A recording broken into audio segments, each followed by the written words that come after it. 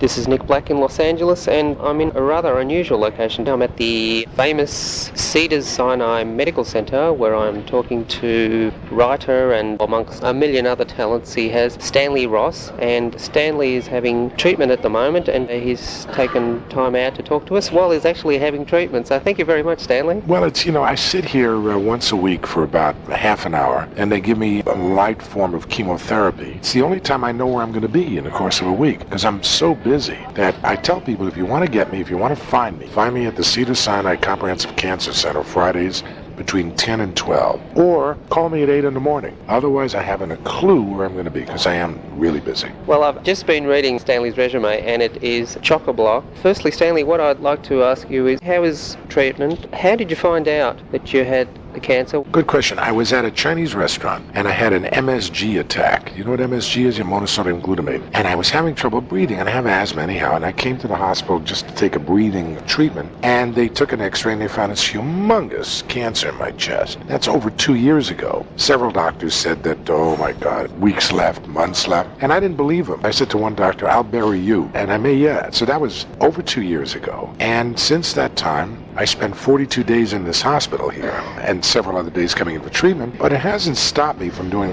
what I'm doing. So there's a thing about living with cancer. In the last 2 years, I wrote my autobiography, which was 710 pages. I wrote a new book that's coming out, an ostrich cookbook. I wrote a book about the Manson case 30 years later. Wrote a movie, produced a movie. It's coming out. It's called Carlo's Wake. It's about a dysfunctional Italian family. It stars 2 Oscar winners, Martin Landau, who won his Oscar for Ed Wood, and Rita Moreno, who won in West Side Story, and every Italian actor in town. That's in editing right now. Did a bunch of commercials with this voice. And I did the voice of the pit bull in Babe 2, as well as the Doberman Pinscher for George Miller. The voice I did as the pit bull is up here, sort of like a Chicago gangster. And the other voice of the Doberman Pinscher was a satire, Henry Kissinger, the American Secretary of State. Talked with a German accent down here, and he spoke like this, so I did this voice and this voice at the same time. You've never been busier, so the illness hasn't slowed you down at all, Stanley? Not at all. I refuse to allow it to do that. I had so many friends of mine were diagnosed after me with the same thing, and they're dead now, because they folded their tents. They thought the doctors were right. I just never thought doctors were right. 13 years ago, I was doing a show here called Chaplin, a musical I'd written with Anthony Newley. Remember Anthony Newley? What Kind of Fool Am I? We wrote this show, and at the time we were doing this show, we were very busy, and then my mother passed away, and at the end of that time, I was feeling really lousy. Went to a doctor, and he said that I had leukemia. Well, that could be a death sentence, because my father died of leukemia, and I just wouldn't believe him. So I got into bed for 3 days, took a lot of vitamins, got up, and it went away. Whatever it was I had went away. And that's one of the things I'm doing now, is I'm not satisfied to just do Western medicine. I come in here, I get a shot of chemo, but I also take humongous amounts of vitamins. I take herbs. I went on a macrobiotic diet. Do you know about macrobiotics? Where you go on a diet, like I quit any kind of meat, I quit sugar, I quit dairy. Whatever the result is, it seems to starve tumors. And as of about a month ago, I'm totally clean. So I said to the doctor, why am I here if I'm totally clean? He said, you're clean because you come here, and if you leave here, you won't be clean anymore. So maybe so, I don't know. So as long as it doesn't bother me, I come in.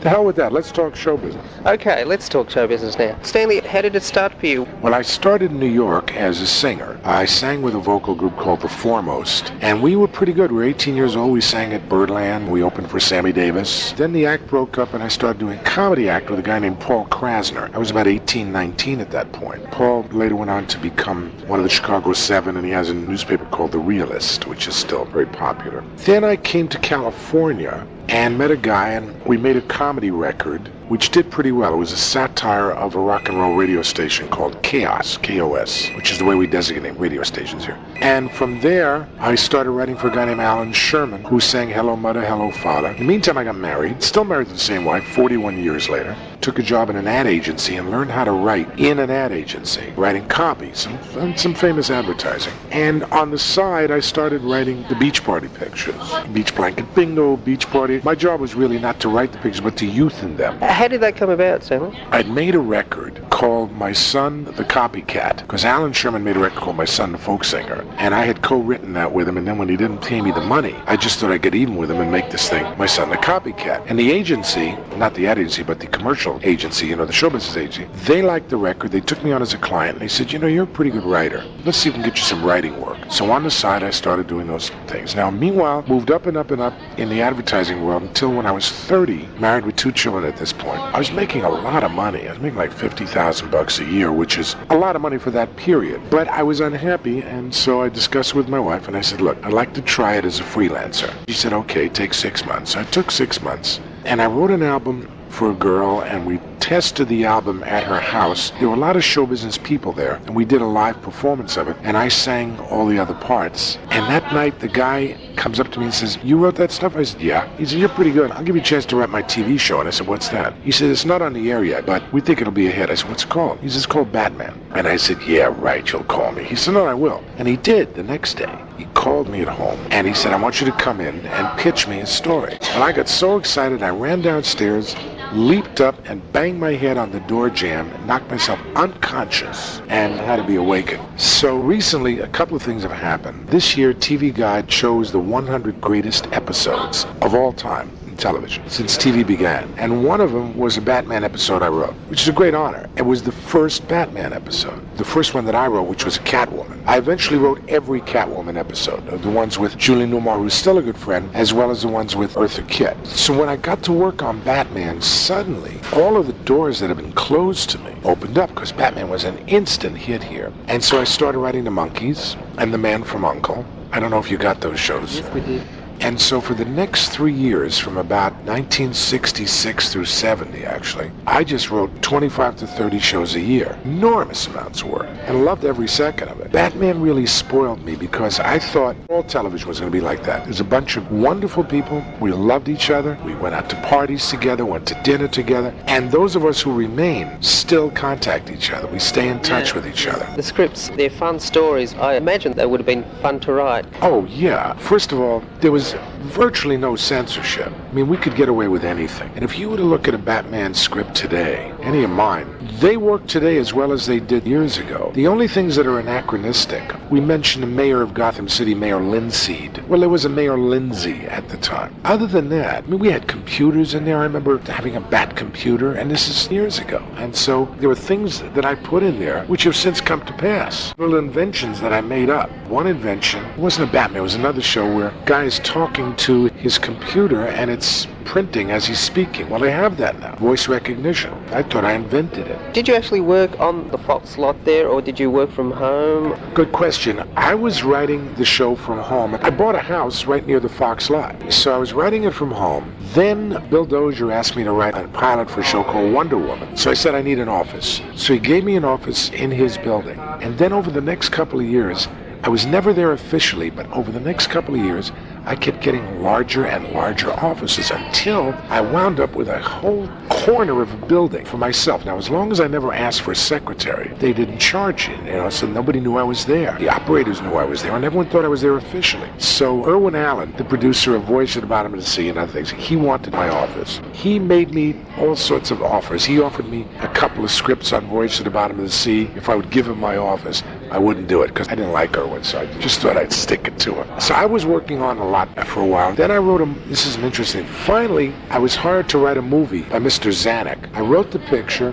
They gave me my own bungalow now and a secretary. Wrote the picture, finished it on a Friday morning, came back Friday afternoon for lunch, and my name had been erased from the parking spot. When I finally got there officially, they finally erased me. But another funny story is, while I was in the middle of working at Fox, they needed my office for about 4 weeks for a guy who was writing Our Man Flint, movie with James Coburn. James Coburn, right. So they needed my office, so I went over to MGM. Now, I knew all the guys at MGM. I just went over, drove on the lot, found an empty office, called the operators and said, this is Stanley Ralph Ross. I have office number so-and-so and so-and-so. Fine, thank you very much. And I stayed there for about 6 weeks, and that's when I started writing The Man from U.N.C.L.E., because it was downstairs. And I used to walk down the halls of studios like Paramount, just knock on doors and say, hi, I'm Stanley Ralph Ross. You need any scripts today? And occasionally I'd pick up a job. We look back on those 60s shows, especially the ones you worked on, like the Monkees, Man from U.N.C.L.E., with fond remembrance, are still going strong because they had such strong stories, yet a very, very low budget. You see, you remember the great ones. You remember Twilight Zone and you remember Batman and the Monkees, but there were a lot of lousy shows. My Mother the Car as well. Yeah, I mean, there were a lot of lousy shows at that time. So the good ones endure, just as like The X-Files here. It's an intelligently written show. ER is a big success because it's an intelligent show. 30 years from now, you'll be watching ER. Medicine doesn't change that much, and the emotions of people don't change that much. Let me tell you a funny bat story. I love to act, so I wanted a part on Batman, and the producer, Howie Horowitz, didn't want me to work as an actor, and he didn't know I could act, but he just didn't want to muddy the waters. And I kept saying, you got to give me a part as an actor, or I'm never going to work on the show again. So one day I walked into his office and I said, Howie, can I talk to you? He said, are you here as an actor or a writer? An actor. He says, I'm too busy. I said, a writer. He said, would you like a cup of coffee? I eventually played in an episode that I did not write. And the reason why he didn't want me in an episode I'd written is because the actors would then ask me to change lines on the set. In this case, it was a Penguin episode. And I played the world's greatest forger, Ballpoint Baxter. Very, very myopic, thick glasses, banging into things. So from that moment on, my nickname became Ballpoint. To this day, I run into people who say, hello, Ballpoint. Is that wild? On The Man from U.N.C.L.E., I took a part in that show as well. I wrote a show called The Pop Art Affair, which everything was an affair in The Man from U.N.C.L.E. So I wrote a scene where I had to do a fight with David McCallum. Now, David's only about 5'7", and I'm 6'6". So David says, Stanley, before we do the fight, why don't you do the scene standing on a box? I said, a box? I'm already a foot taller than you are. He said, yeah. He says, but then when I beat you up, it'll make it look that much more interesting. Fine, okay. But I do fight scenes. I did a fight scene with Frank Sinatra in a picture called Tony Rome, and he broke my nose. Too realistic? Well, I had never done a fight scene. He loved to do fight scenes, and I just zigged when I should have zagged, and he apologized to me for the next several years. Took me out to dinner down in Florida. We made that at the Fontainebleau Hotel in Florida. Then years later, I wrote a special on him, and we were friends until his death. He died at this hospital. Maybe he died at home, but he was here until then. I quickly want to get on to a very underrated show that you wrote for a few episodes, the George Peppard show, Banachek. Well, that came about because Howie Horowitz, who'd been the Bat producer, Bat leader we called him. I was Bat writer, he was Bat leader. Howie Horowitz got the job producing Banachek. So he calls me up and he says, I need you to write a show for me right away, a Banachek. So at that very moment, I had just picked up a job writing a movie called Coffee, Tea, or Me about stewardesses. And so I thought to myself, can I do two at once? Both are 90-minute shows. Yeah, okay, I think I can do it. Meanwhile, all of a sudden, I get a call from ABC. They've picked up a pilot that I've written called That's My Mama. So in 10 days, I wrote Coffee, Tea, or Me, the first Banachek episode, and the That's My Mama pilot. I never made so much money in my life in 10 days. But, so I was getting so crazy writing the three shows at once that I wrote the same joke in two of the shows. Only one person noticed it, and it was an executive at Columbia. The same joke in two shows, and no one else would have noticed except they both played on the air the same night. There were nights in America when I wrote everything on a particular network. Like that night was mine. There were other nights when I had shows against each other, comedies against dramas, because I was like a writing machine. And the best part about it, besides all the money that you make, is it was just great fun. I mean, it was such fun to do all of that stuff. Staying on Banachek, there were very clever premises to these shows. Stanley, how did you think up? Tell you how it works. I would get a book on magic by Dunninger, one of the great magicians, and I would, instead of disappearing a coin, I would disappear an armored van. The armored van episode was mine. I just used misdirection. There was one episode where I had a guy step on an elevator and go up, and when he got to the top, he wasn't there. He wasn't in the elevator. And he was actually in an elevator below the elevator. They built another one, and they stole some counterfeit money stuff to print money from Jeffrey. I got that idea. I was at the Jeffries Banknote Company, which makes foreign money, makes money for other countries. And I thought, gee, what would happen if you could steal those, whatever you call them? The play. The plates, right. Steal the plates. And I thought, well, how could you steal them? And I figured it out that way. So it was basically magic tricks that we all came up with. And they were pretty standard stories in that George Peppard always had a girl. In one case was Margot Kidder, who later played in Superman, Jessica Walter. And there was always like a little romance there. And they got sexy at times. He was fun to work with. His girlfriend, who was about 35 years younger than he is, makeup girl named Kim Dalton, she was at my house Saturday nights, as a matter of fact. And then Mr. T, who was great friends and compatriot with George on the A-Team, is a cancer person here at this very place where we're doing this interview. And he's fine, by the way.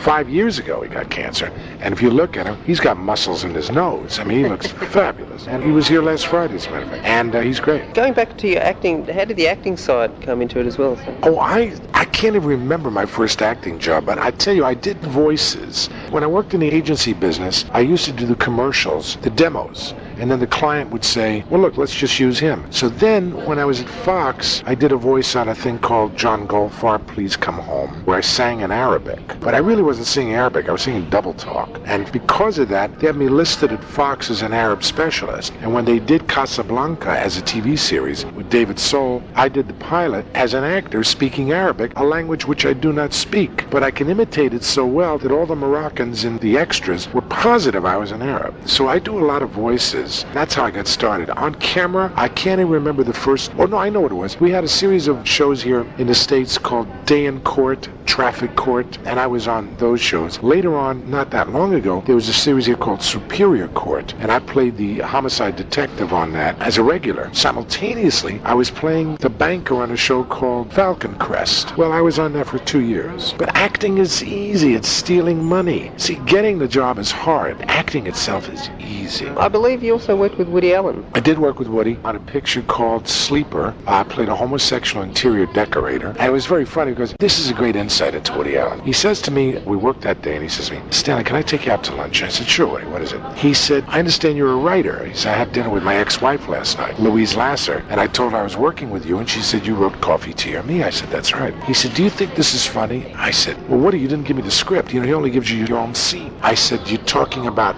the movie? I can't tell because I don't know what it's about. He said, not the movie, just the scene. I said, well, I don't know where it appears in the picture. I don't know how it's juxtapositioned. Forget that, Stanley. Just the scene. Is it funny? I said, yes. He said, the producers don't think it's funny. I said, well, you tell them it's funny. You tell them, I'm Woody Allen. I know it's funny. If you knew it was funny, you'd be Woody Allen. He said, do you do that? I said, all the time. He said, gee, I wish I had your confidence. Is that the real Woody Allen? Well, that was him then. I'm sure he's grown in confidence by now. Oh, I would think so. But I usually do work in a lot of the things that I write. I did Banachek, I did Man from U.N.C.L.E., as I said. I've been in a lot of shows. Yeah. Stanley, I want to ask you how you got involved with the Babe movies. Well, that was just a job. I auditioned for a part of the Doberman Pinscher, and I did it in a voice like this, like Henry Kissinger was a deep voice. Was the audition for George Miller? Yeah, George was not here. George was in Australia. We did it by phone. So he didn't have a clue as to who anybody was. And every actor in town came in. So he said to me, he says, Stanley, you're quite a good actor. He said, right, go in the other room and read this other role. He said, yeah, I'd like to read you for a much larger part. So I go in the other room and I come back in, and it's part of the pit bull. And he says, every actor in town wants this role, but they all give me the same voice. Give me something different. I said, well, what's the voice they give me? He said, I won't tell you. So I figured the voice that they were giving him was a New York street pit bull like that. So I went the other route, and I went for an old Chicago Italian mobster. Sort of like the Godfather, this kind of guy. And he laughed his head off, and I got the part. It's been very, very lucrative. I worked 9 days on the picture with all the retakes and everything, because they kept changing things. You record the voices first, then they shot the animals, and then they came back here, and we did retakes. And now, here in America, Discover card, but it's like a Visa card or MasterCard, they are now doing commercials using my voice, which they paid me for, and I didn't even have to show up. They just took it off the soundtrack. I know you've done many, many animated voices, Stanley. Any particular favorite of yours that you'd like to do for us? Did you ever see The Addams Family years ago? The guy who played Lurch, Ted Cassidy, was doing a character called the Brainiac on Super Friends, and then he passed away, and I was the only person whose voice was deep enough. So I did the Brainiac. I am the Brainiac. And that's one of the voices. And it's not that I do that many voices. I can do every accent. I mean, I can sound French or British or Italian or Spanish. And a very hard accent is the Australian accent. Australian accent isn't easy when you speak strong like that. It's not easy, you know. Because I try the Australian accent, I have to really listen for a while to get it, because then I'll fall into Cockney, you know what I'm saying? But one of the accents that I do, which I get a big kick out of, I do the American black accent. And I speak like this, you know, and I fool people all the time. I've done commercials in a black voice and nobody knows that it's me. I did it for Ripple Wine. Anyhow, what else you want to know, Nick? Anything else, I'll tell you whatever you like to know. Well, speaking of black shows, you wrote Bill Cosby Show. Yeah, well, no, that was not the same Bill Cosby show. Bill was doing a variety show, and I wrote the variety show. I also appeared on it as a sketch performer, and I also sang in the chorus. I got to know Cosby very well. Most interesting thing about Cosby is he never wanted you to do any black material. Bill Cosby considers himself totally white, and look at the material he does. Never a mention. I think he hired me because of my height. We had a basketball team, and I'm 6'6", and so our basketball team decimated all the other shows. Because he's an athlete, I'm an athlete, and we had several other writers who were all athletes. I think I got the job because of my height. I want to get on to another superhero show that you're involved with, very successful, Wonder Woman. Can you tell us a bit about it? Well, Wonder Woman, there were 3 pilots written. I wrote the first one, which was a half-hour comedy. Then the executive at Fox didn't like it, so that was the end of that. Then he called me up about 2 years later. He was now at Warner Brothers, and he said, you know, I remember you wrote that thing, that comedy. We want to do it sort of as a drama. Would you be interested? I said, okay. Who's going to play Wonder Woman? They said, Kathy Lee Crosby. I said, she's wrong for the part. He said, what do you mean? I said, she's blonde. He says, so what? I said, Wonder Woman is not blonde. You wouldn't cast a redhead as Superman, would you? What's the difference? He said. I said, I won't do it. I was very independent in those days. So they got another writer to do it. He did it. It was not a success, but it got good ratings. Came back to me again. Okay, Stanley, we'll do it your way. And so I sent him over some notes that I'd made 2 years before, and within 2 hours, we had the deal. And then we cast Lynda. And then when I was separated briefly from my wife, I used to date Lynda. She's very happily married now. She married an attorney, and she's in Washington, D.C. Very easy to work with. I wrote the pilot, and I wrote specific roles for friends. Red Buttons is in it, and Stella Stevens, and Henry Gibson, and Cloris Leachman. We did it as a 90-minute movie, never knowing it was going to be a series. But then it became a series, and I became very rich. Okay, Stanley, we're almost out of time. I just quickly want to ask you, what are you up to at the moment? What are you currently working on? Well, currently just finished producing this movie, Carlo's Wake. I'm writing a new movie, which is in sort of a Jurassic Park picture for a guy named Jim Fugit in Illinois. I have my autobiography coming out. It's called Famous People Who've Met Me. 2 other books coming out, and I'm talking about doing some serious acting work on a play, and I have one of my plays. I wrote Gilbert versus Sullivan. It's the lives of Gilbert and Sullivan. That's being published, and we're going to be doing it here in Los Angeles. Got a play out, saw in the LA Times, a play being performed at the moment. No, that's one I directed. I didn't even think about that one. Yeah, that's one I directed. Is it in the Times? I directed that one, yeah. All right, Stanley.